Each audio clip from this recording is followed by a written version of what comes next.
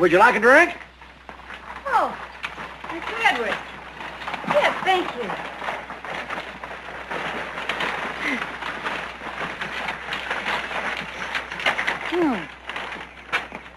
Are you calling me today? Oh, yes, ma'am. I gotta get back, see for supper. Mr. Ingalls says he's gonna catch us a whole mess of pike. Oh, I envy you. I haven't had pike for ages. If Caroline Ingalls heard you say that, why, she'd be inviting you to dinner before the words is out of your mouth. Unfortunately, she isn't here. Well, you know what's going to happen when I get back home and tell her I run into you. Well, she's going to bawl me out right in front of the whole family for not asking you myself.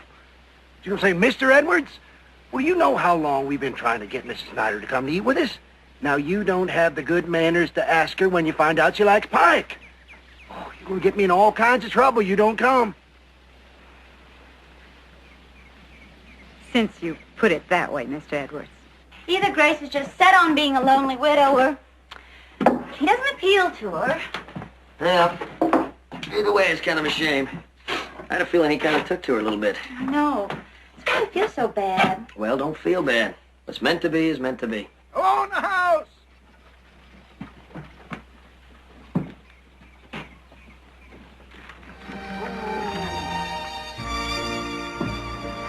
Meant to be.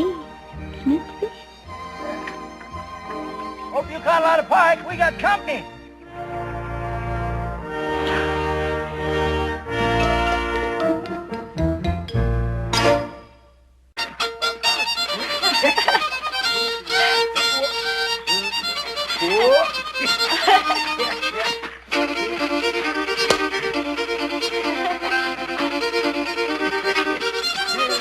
Here we go.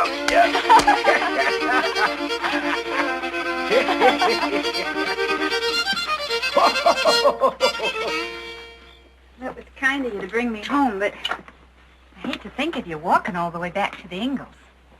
Ma'am, it ain't nothing at all. And thank you for doing the stabling for me. My pleasure. After all that dancing, I'm not sure I'd have been up to it. Well, you're talking like you're an old lady. You'd have been in the prime of your life. Oh, listening to you, I almost believe it. Well, I wouldn't lie to you.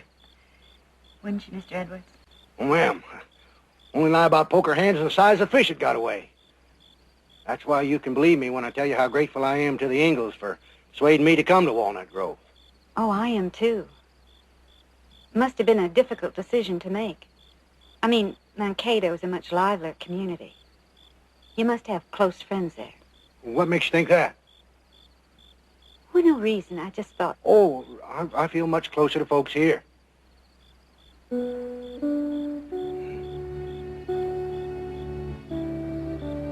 So how'd you like to go fishing? Oh, I think I'd like that. And we'll do her tomorrow. Well, good night, Grace. Good night. Old Dan Tucker was a fine old man, washed his face in a frying pan, combed his hair with a wagon wheel, died with a toothache in his heel. Get out the way for old Dan Tucker. It's too late to get his supper. You may not be catching many fish, but it sure is peaceful out here. Well, excuse me, ma'am, but, well, you ain't doing it right. No? Well, you see what you gotta do is you gotta move that line every once in a while. Let him see the bait move. There, just easy now. That's good. Oh! Oh, look at it. Pull it up, pull it up, pull it up. Oh, God, it's too bad. I'm sorry. I'll make you hook.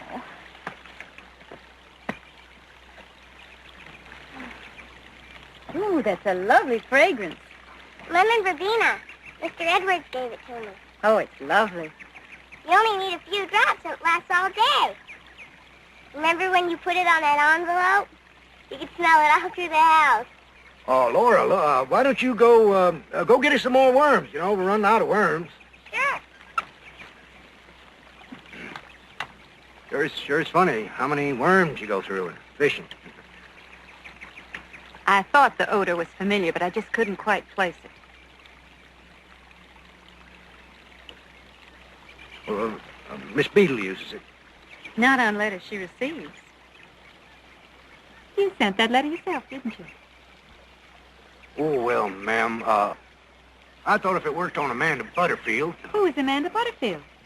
Well, she's a little girl in Laura's Sunday school class. She got jealous because some other little girl sent a note to a boy she wouldn't get the time of day to until she thought the other little girl was interested in it. So that's why you sent the letter to yourself? Well, you ain't mad at me, are you, ma'am? Oh, no. Not in the slightest.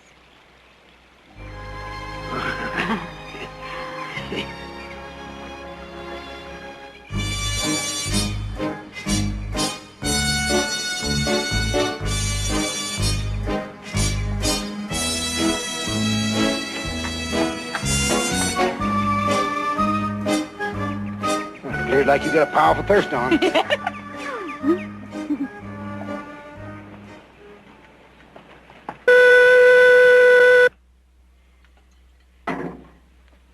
You sure you won't have some? Oh, no, ma'am. No, I'll just finish up what I have here, and then I'll be on my way. Wouldn't do to have a custodian of the United States mail falling asleep on the job. Say, how'd you like to go fishing again? Yes, I would. How about Sunday morning? After church? Well, I thought before, you know, the fish always bite better early. But Sunday's the Lord's Day. Oh, well, whatever you say, ma'am. How about I meet you afterward? Well, I thought maybe we could go together. Me? Oh, no, ma'am, not me. Why not? I don't believe in it. Well, you do believe in God. Well, I did once, not anymore. You can't mean that. Surely you can't. Well, yes, ma'am, I do.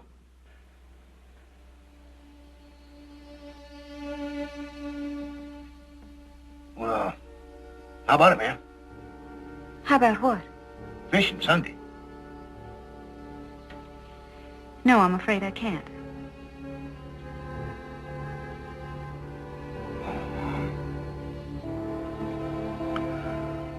Well, guess I best be on my way.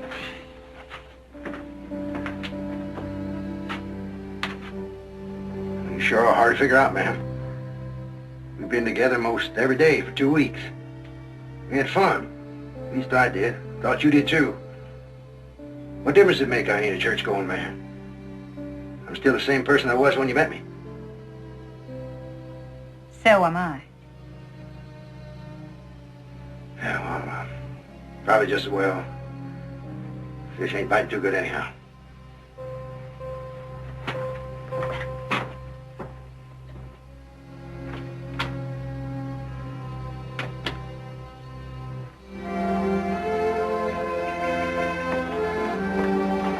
Oh, Miss Snyder.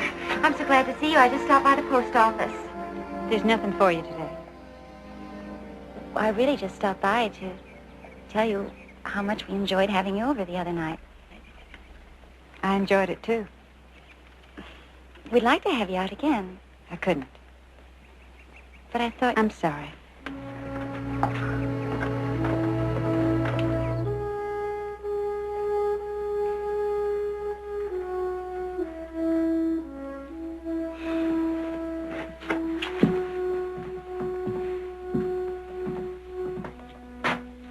He didn't say 2 words during supper. Carolyn, there's no law against being quiet. It has something to do with the widow Snyder. Told you how she was in town today. Several times. I'm going to talk to him. Carolyn, if he wanted us to know what was wrong, he would have told us.